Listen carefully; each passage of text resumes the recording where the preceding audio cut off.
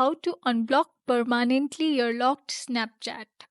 First of all, what you have to do is open web browser, open google.com. Here, search for Snapchat support. Open this first link, tap on it,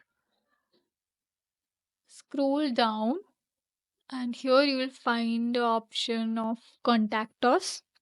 Tap on it. Here, a bunch of options will appear. Select the first one. Like I think my account was compromised. Now here a form will appear.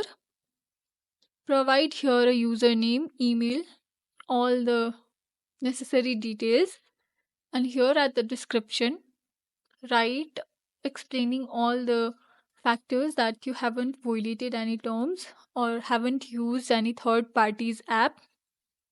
So clearly describe it and tap on submit. So the Snapchat team will contact you within 1 or 2 days and will unlock your Snapchat account. I hope this video will help you out. Thank you for joining us in this tutorial.